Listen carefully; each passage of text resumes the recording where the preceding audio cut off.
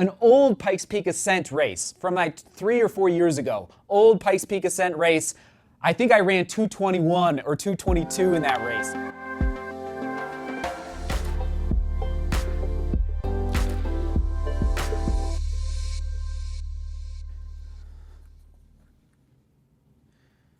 No, I won't back down. No, I won't back down. You just keep me stand my ground. No, I won't back down. Hey, baby.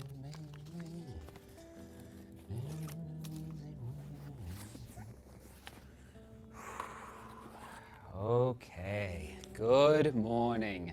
Here we go. Sunday, August 23rd. Pikes Peak Marathon Day is finally here. All right, it's finally here. Today is the day. When you're watching this at 5, it publishes at 5 a.m. I'm just waking up in real time in Manitou Springs, getting the food in me, getting the gels in me. And yes, today on the vlog, I rarely do this, but remember what I said 5 days ago, to alleviate any anxiety or fear before a peak race, I personally really love to get into the zone and focus and block out the distractions. Yes, turn off the phone. I turned my phone off yesterday, or maybe it was 2 days ago, but yesterday for sure. So if you're waiting to post something on the DGR Facebook group, thank you for your patience. It's gonna have to wait until after the race because I just, no distractions, just nice and focused in on the task at hand, which means this vlog is gonna be very simple. I'm gonna sit here, talk with all of you, no extra fun, crazy B-roll of Manitou Springs, just keeping it simple so that I can edit as quick as possible this afternoon, upload, schedule, and then go to bed. Makes sense? Sound good? And yes, the gear arrived safely. So as runners, as long as you have your 2 racing socks and your 2 racing shoes, there's not much else you need. You know what I mean? So those arrived safely, so we're good to go there. Let's dive in. We're just gonna riff here. I'm gonna share about my thoughts on the race, the racing strategy, reflect a little bit on the training from the past really 3 months, maybe give you a little update on what's happening in Manitou Springs right now, and then call it, okay? Oh yeah, but before we dive in, here we go. Question of the day.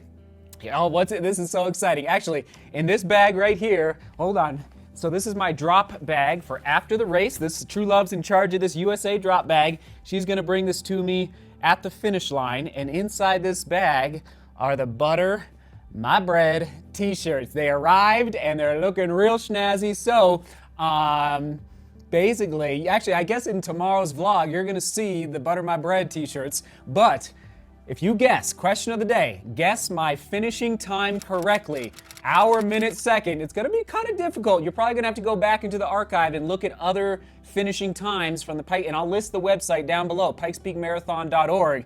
You guess it correctly, I'm gonna buy you a t-shirt, a hoodie, a Butter My Bread t-shirt, hoodie, whatever you want from the DGR merch shop, okay? So they are ready, and at 100, at 100,000 subscribers, it's going live on the merch shop, all the Butter My Bread stuff, it's looking real snazzy. So anyway, just wanted to put that out there at the front. That is the question of the day. Guess my time correctly, and you get some Butter My Bread merch. Okay, here we go.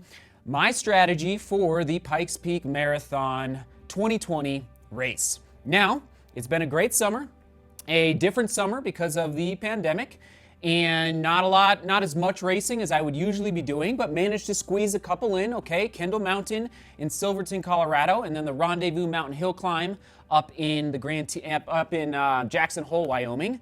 And those went well. One strategy I had for both of them, but especially for Jackson Hole, was to practice getting out a little faster off of the starting line. Granted, Kendall Mountain was 13 miles round trip. Right around 13 miles. And then Jackson Hole was just 7 miles, mostly uphill for that race. Now, today's race is 26 miles, so up Pikes Peak and then back down into Manitou. So, much further. And this summer has been the summer of FKTs and running fast and getting used to running fast right out of the get-go. As I've said already, Mount Elbert FKT in, I think it was late June or early July. I don't even remember. But that was definitely the hardest FKT effort of the summer, only because I knew how fast the time was, and I managed, though, from 2019 to 2020 to drop 3 minutes off my Mount Elbert ascent time. So I think I went from 109 to 106. Very encouraging. Now, what happened in these FKT efforts is training myself and my mental state, but also my breathing and really the burning sensation in my legs, the lactic acid, to adapt to that feeling, approach the red line where you are just hovering right at that lactate threshold effort, but you're going uphill. It's different than on a track, different than in a road race. So I think I've done actually pretty well adapting, and then what I'm doing and reminding myself is to apply those lessons to today's race, the Pikes Peak Marathon, where I know it's going to be uncomfortable, and you get into that discomfort zone, and you know it's coming. It's going to hurt, but then you don't necessarily. It's really difficult to completely forget about it, but you enter into that zone, and eventually it becomes less uncomfortable. It really does, especially up here mentally, if you've been practicing it throughout your training block. And that is the trick, right? That's the trick with these races. So I'm going to 100% all the FKT lessons, applying that one in particular for the Pikes Peak Marathon. Also, of course, what am I always saying? Eyes up. So when you're looking down at the trail, you're collapsing in on yourself kind of naturally. Your shoulders shrug forward, and it inhibits your breathing just a little bit. Whereas if you raise your head up just a little bit, a couple inches, eyes up, that's another inch, and then I like to throw my shoulders back just a little bit, just to get a little more, I'm going to call it torque, a little more propelling power with your arms. And what happens when you throw your shoulders back, I wish you could see, but your chest is opening up, and opening up your breathing cavity, your chest cavity, for more oxygen flow, which is key for obviously racing at 7,000 feet, at 10,000 feet, at 13, and all the way up to 14,000 feet. So eyes up, pump arms, quick feet. Eyes up, pump arms, quick feet. Okay? Also, I packed a marker. Packed a marker. You know what this is. If you've been watching the vlog a long time, New York City, Amsterdam, I write with a marker the morning of the race, so in real time basically, 3 things, usually on my hand or somewhere on my arm, reminders for the race. I pick one person to basically offer the pain up for. Yeah. It's like when it hurts, I look at my wrist and I say, I'm going to offer this pain up for this person right now. This is how I roll, baby. This is how I roll. So this marker, that's what that's for, okay? And I know what I'm gonna write, but I'm not gonna tell you yet, all right? Come back for tomorrow's vlog. So those are the lessons. Eyes up, pump arms, quick feet, writing on the arm. And as far as the course goes, now, okay, let's talk about the course real quick. It starts on pavement. I believe it's the first 1.5 miles is on pavement, roughly. First half mile is basically not flat, complete. You're going up a little bit, but it's pretty flat first half mile. And then, so for me, I'm confident that I can go out. I'm not going to go out at 5 flat pace, but if I go out at 5:20 pace, I'm okay with that. Or I'm not going to go out at 4:50 pace, but if I go out at 5:25 or 5:20, 5:25, I'm really okay with that. And then at the half mile mark, you hang a hard left and you slowly start to climb. And then you get to this train depot, and then you really kind of start to climb. It's actually pretty steep. And then it's about another 1/4 mile to the dirt. And the dirt is where we get to rock and roll, baby. So at the first 1.5 miles, I'm going to feel good. I'm going to feel confident. If there's 2 or 3 guys out front fast for some reason, amen. Let it rock and roll, baby. Let it rip. I'm gonna be right with you. I'm not gonna go crazy, but I'm not gonna let them, run away from me. And then we hit the dirt, and that's where these bad boys come in, the G210s from Innovate, X-Talon G210. So I'm excited to get to the dirt, feeling good, and again, kind of adapting to that pain. And then it's 2 miles of switchbacks. Excited for that. I'm gonna press hard on those 2 miles of switchbacks at the beginning. The top of that, you're at about the 3 mile mark roughly, and it's about another mile of climbing, decent climbing, not crazy, but decent, before you get to the 4 mile mark. And at the 4 mile mark, you've got about 3 miles of, I'll call it rolling. You're still climbing. I think you gain, I'm gonna just throw out there like 1,500 feet, but you're not like going straight up. It's actually very, very runnable from mile 4 to about mile 7-ish, which is bar camp, okay? And then very runnable. So I'm, plan to rock and roll from 4 to 7, from 7 to 10. The next 3 miles are these big, long switchbacks. Not crazy steep, but they're just big, long switchbacks up to tree line. And then tree line is 10 miles, and that's 3 miles to go to the turnaround point, okay? And above tree line, once again, it's not crazy steep until you get to the golden stairs. It's 16 golden stairs, which is about, I'm going to say, a quarter mile from the turnaround point. And that is where the trail gets a little loosey-goosey, rough gravel, and that is where, once again, these shoes are going to come in very, very handy. Okay? So, this is it. I'm going to press hard. I'm going to work hard. I'm going to work the uphill. Last year I ran, I think, 2:12:50 to the top for the Pikes Peak Ascent. I did not do the marathon, 2:12:50 to the top. And then about a month ago, in a training run, I believe I ran like 2:14:45. I don't even remember. It was about 2 minutes slower than last year's race in a training run, okay? So that's my, that's my zone. That's what I know I can do.